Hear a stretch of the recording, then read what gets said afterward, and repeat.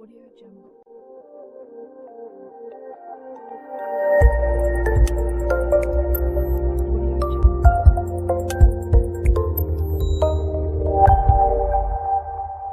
热的夏季来临了呢，在夏季呢，可以适当的给宝宝吃一些比较清凉的食物，但一定要注意，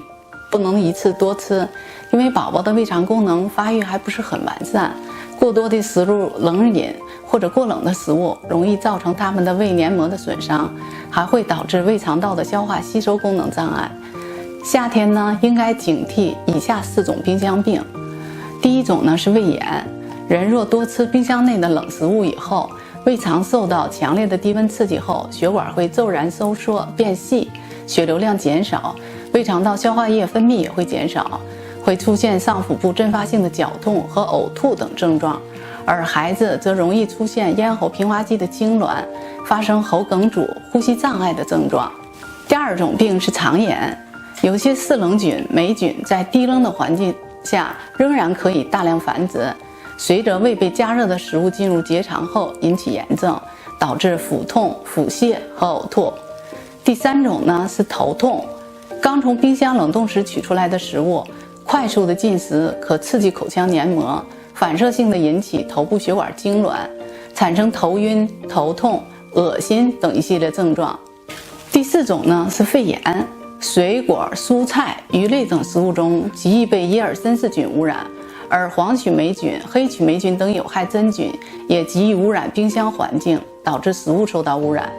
这些真菌都具有耐寒不耐热的特性，在低温0到4度的环境中生长繁殖速度最快，而且毒性也很强。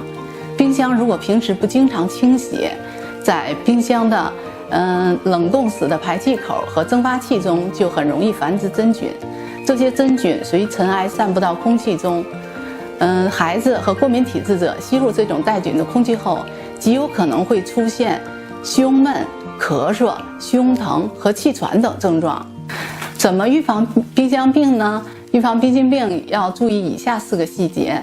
第一呢，食物存放时间不要太长，熟食不吃一定要放在冰箱里头，如果长时间不吃，最好放在冷冻室里，以防变质。蔬菜最好购买新鲜的，即使放在冰箱也不能储存太久。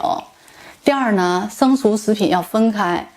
冰箱储存食物时一定要注意把生熟食品分开，防止交叉感染。第三种呢，肉类要放在冷冻室里，肉类认为容易腐败变质，所以最好放在冷冻室里头。即使短期内要食用，放在冷藏室里呢，最好也用保鲜盒装上了，再盖上盖子，而且还要和蔬菜水果分开放置。第四呢，冰箱一定要定期清理消毒，冰箱一定要定期清理，把那些过期的或者坏掉的食物清理掉，并对冰箱进行消毒。